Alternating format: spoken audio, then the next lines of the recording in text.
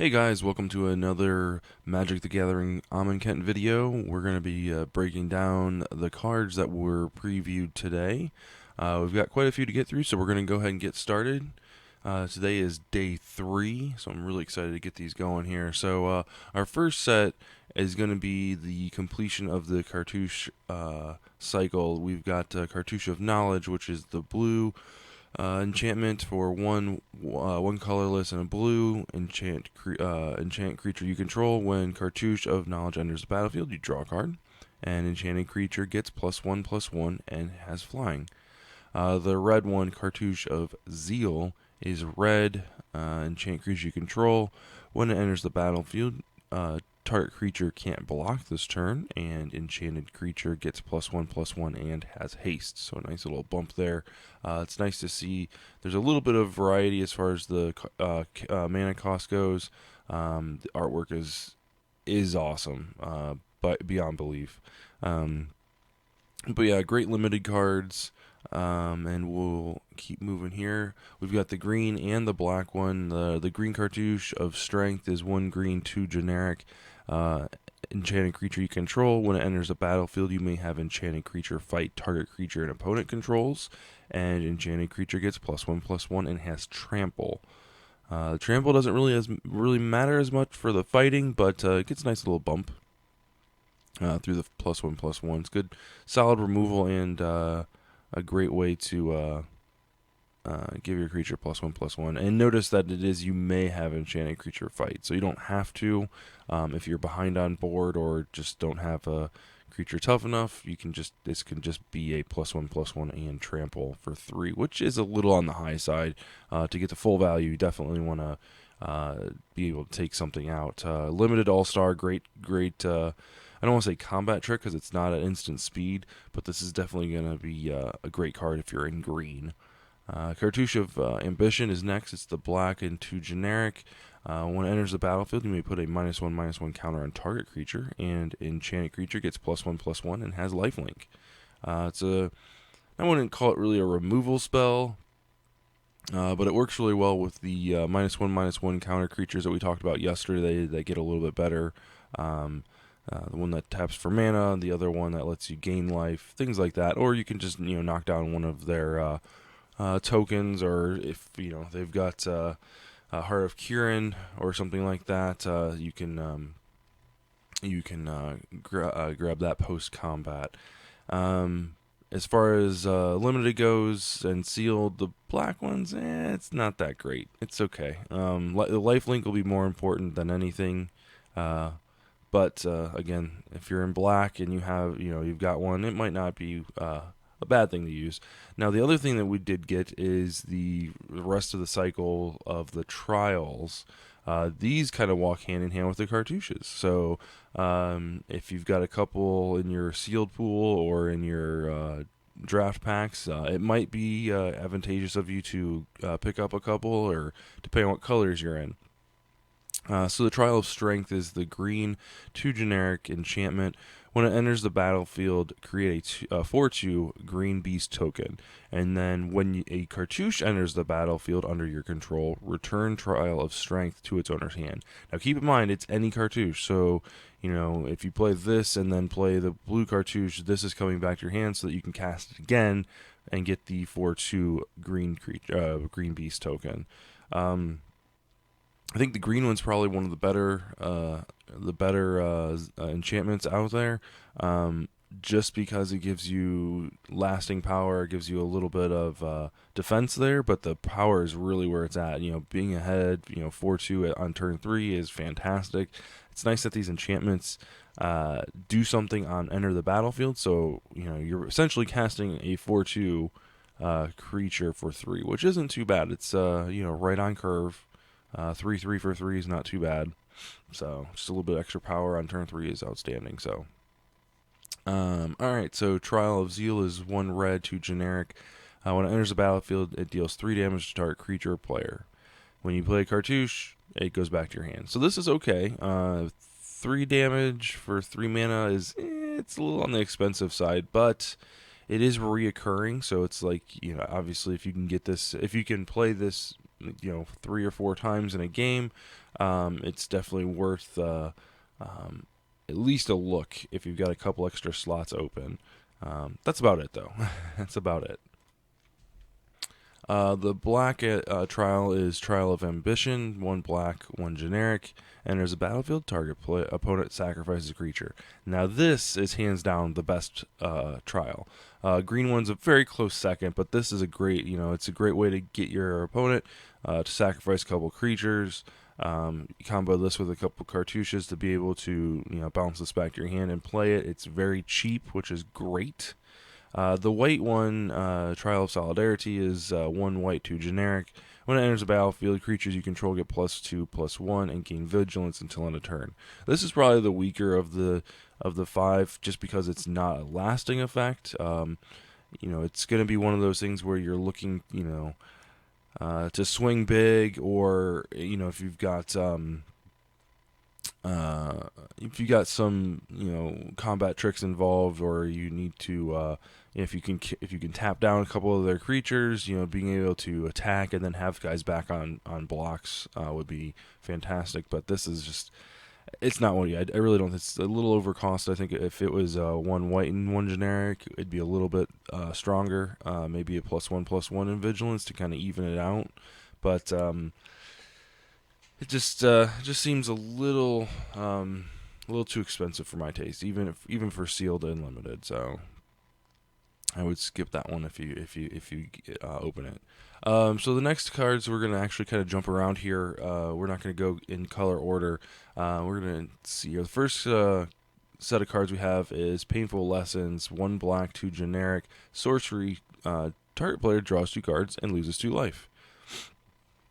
This is pretty bad draw for black. Unfortunately, it's we've seen some really good draw spells like Read the Bones and things like that, and they're very, it's the same casting cost, and you don't get the scry. Essentially, what that is.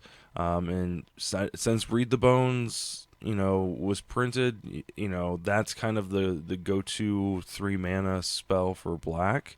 Obviously, we've had better 2 mana spells. So this one makes it, with the 1 black in the mana cost, it makes it a little easier to cast if you're not totally in black, if you're just splashing for black. So it does have that benefit, but it's just not really where you want to be. Now, on the other hand, this card, Mouth and Feed, the split card, this is an excellent card. It's rare, but it's an excellent card in green.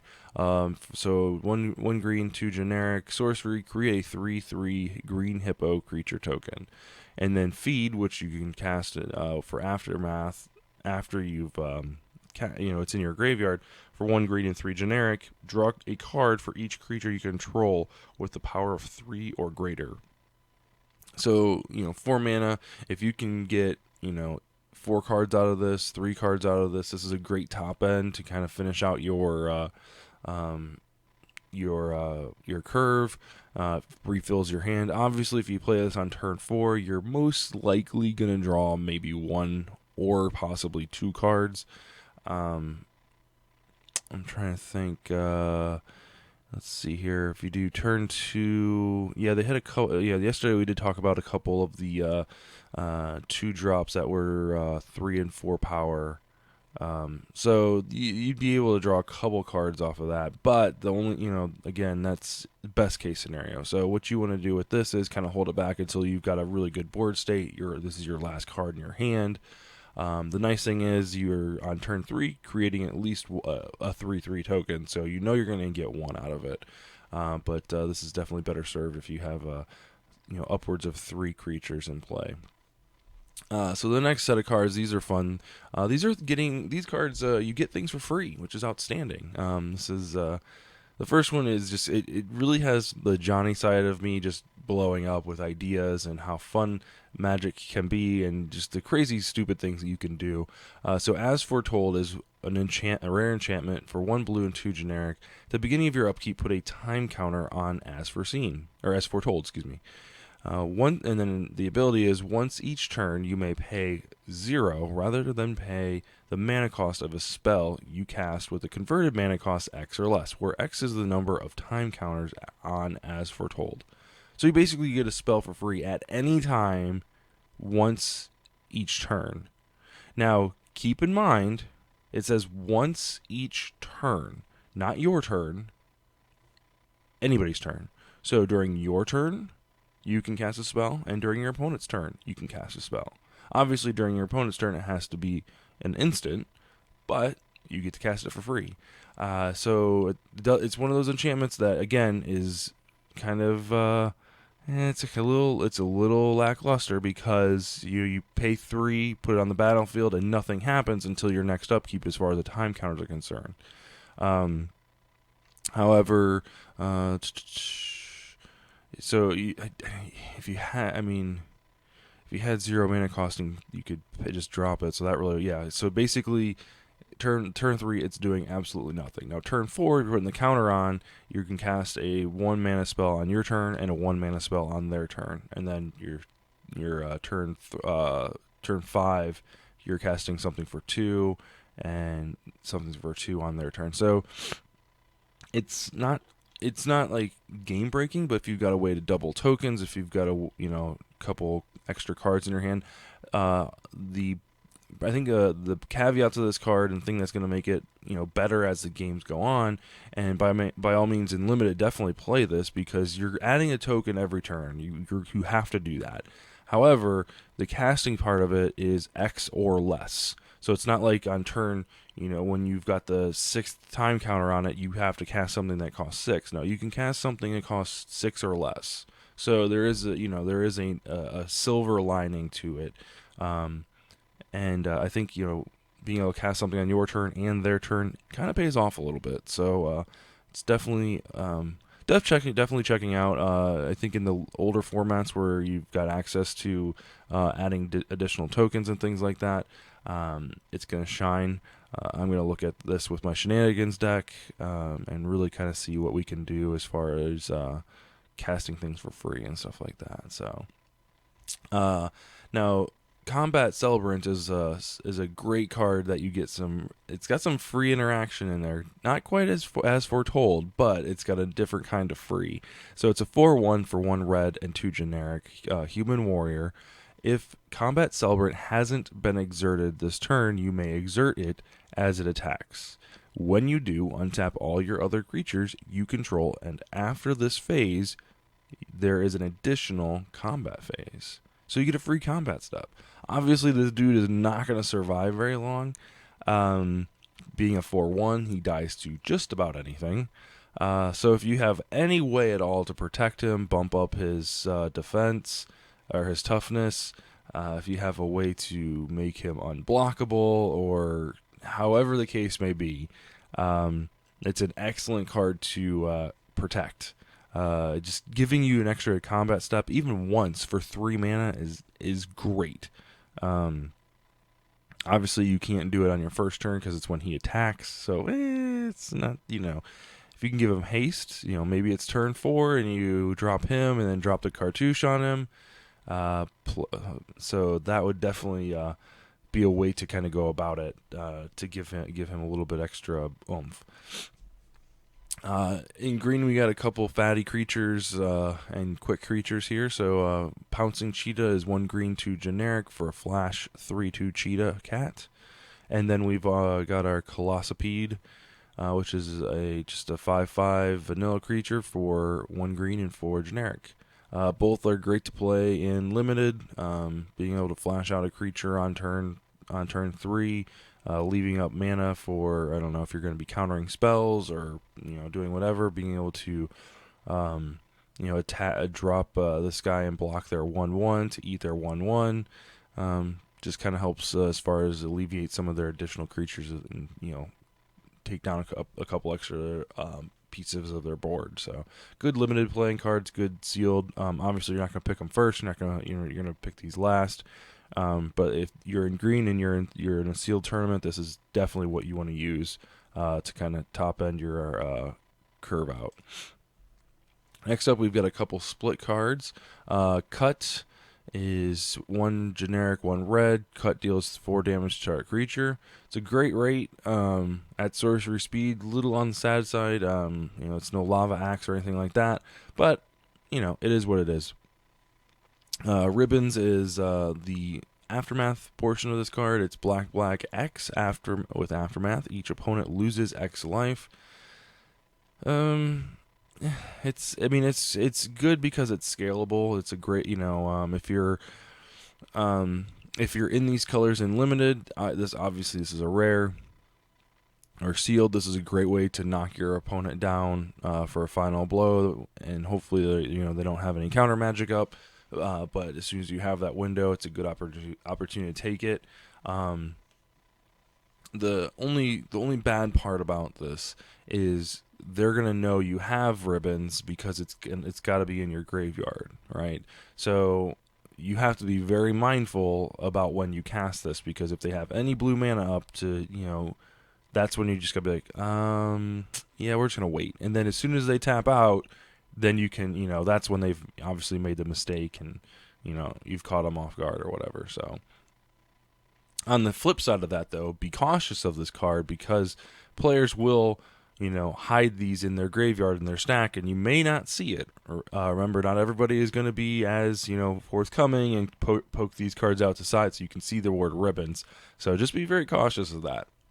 So the second split card is Insult. 1 red, 2 generic for a red sorcery. Damage cannot be prevented this turn. If a source you control would deal damage this turn, it doubles that damage instead. So kind of the best part of Furnace of Wrath for 1 turn. It's great because its damage cannot be prevented if that's ever becomes a thing.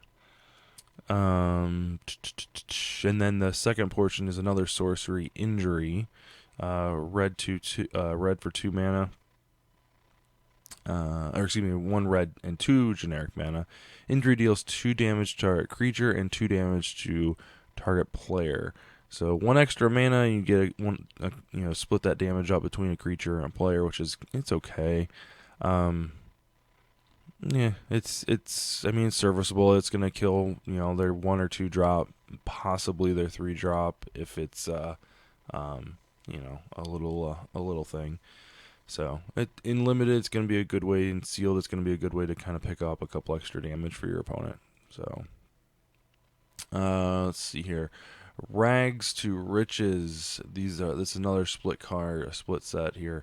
So Rags is 2 black, 2 generic sorcery. All creatures get -2/-2 until end of turn. Riches is blue and 5 generic with the Aftermath ability. Each opponent chooses a creature he or she controls. You gain control of those creatures. So this card is terrible, like flat out laughable. Rags for 4 mana, it should have been -3/-3. It really should. If they're going -2/-2, the better version would have definitely been all creatures you don't control get -2/-2. Riches, the 7 mana to gain control of everybody's worst creature is just terrible. Like with the number of tokens that are going to be floating around, and it's just going to be it's going to be terrible. The other thing that makes this card even worse is you're not going to be able, just like the last one, you're not going to be able to cast Riches from your hand, right? So everyone's going to know that this is in play, so they're going to be less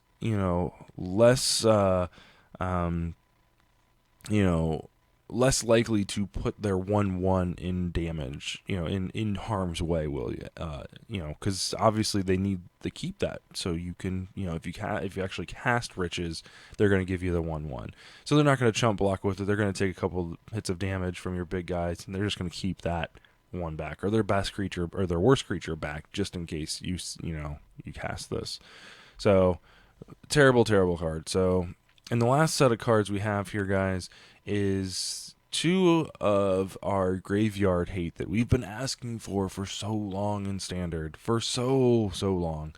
Watchers of the Dead is an artifact creature cat for 2 generic mana for a 2/2, which is great.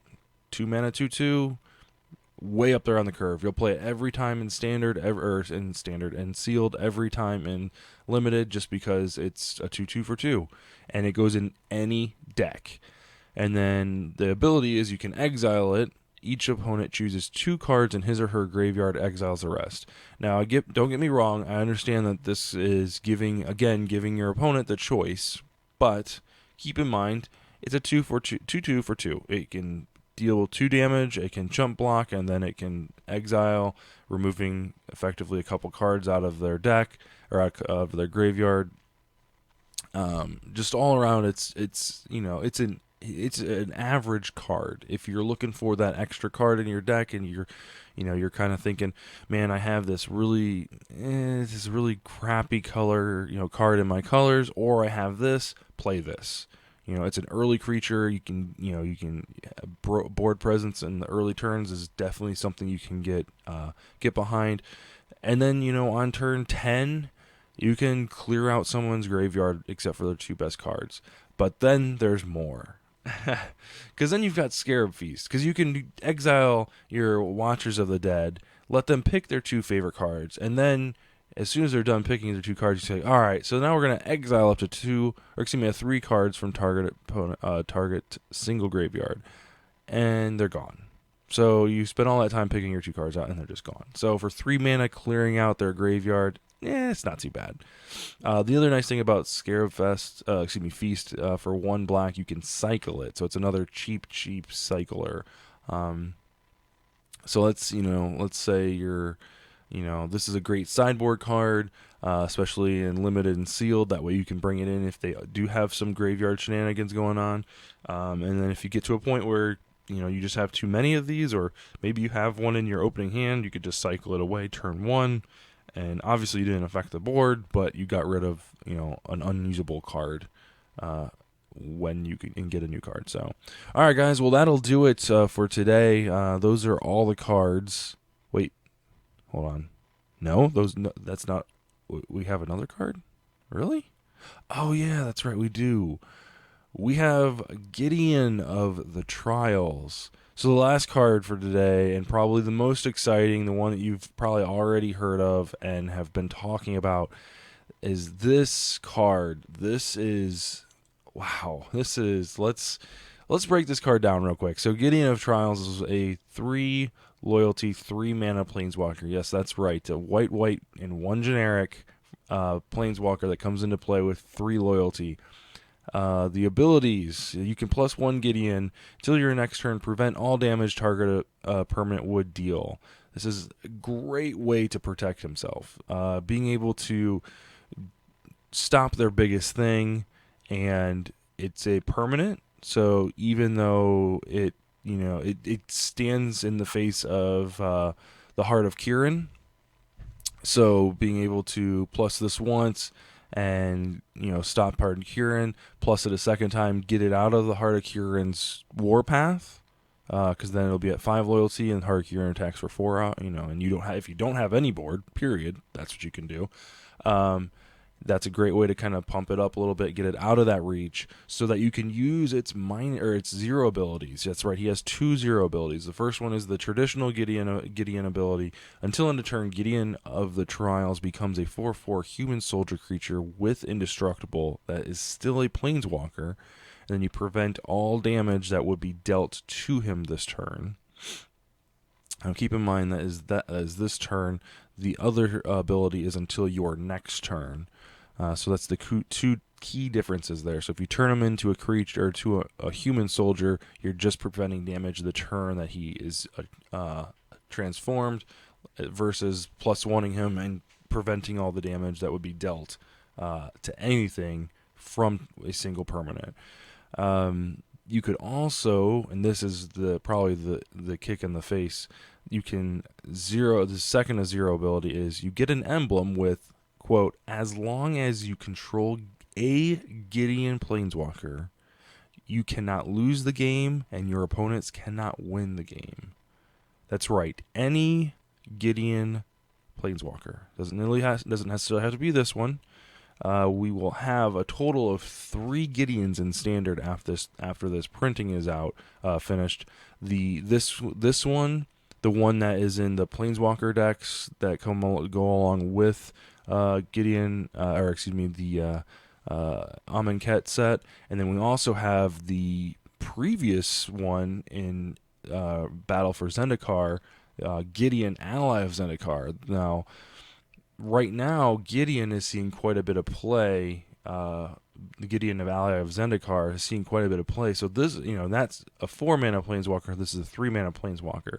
So they're going to be fighting for similar slots, even though this one's a little bit cheaper, and in my opinion, a little bit stronger, just with the versatility of his first ability and that bottom ability. I mean, if you can, you can play, so you can have up to 8, 12 Gideons in your deck. Obviously, that's a lot, and you won't be able have any 2 of them in play at one time.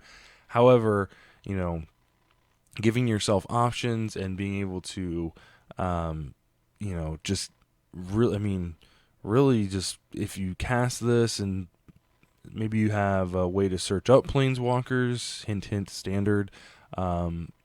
It's all good. I mean, you'll be you'll be king of the castle for a very, very long time if you can keep one of these Gideons on the field. But just the fact that it's a 0 ability, like his loyalty doesn't go down, which is fantastic, and that's something that traditional Gideons have done. But this is a fantastic card. If you get it in sealed or in limited, you're probably not going to go for the emblem right off the bat, just because of the forces that would be on the battlefield.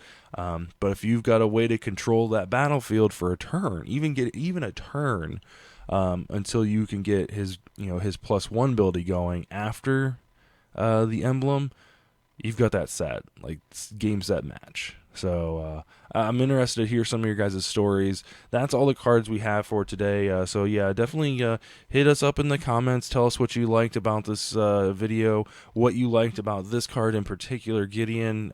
Do you plan on using him? What decks do you plan on using him in?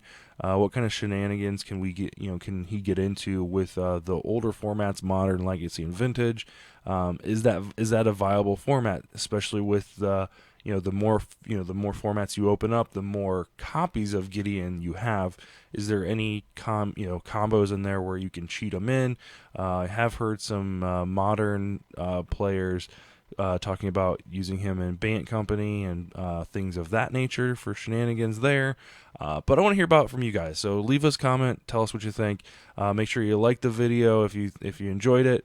And hit the subscribe button on your way out for all the videos that we're doing this release for this series, and then also the podcast that we're going to be starting back up here soon with Magic the Gathering. You've got our Mana Drain podcast, and then we also have our Ball and Chain podcast. So that's the video game side of things.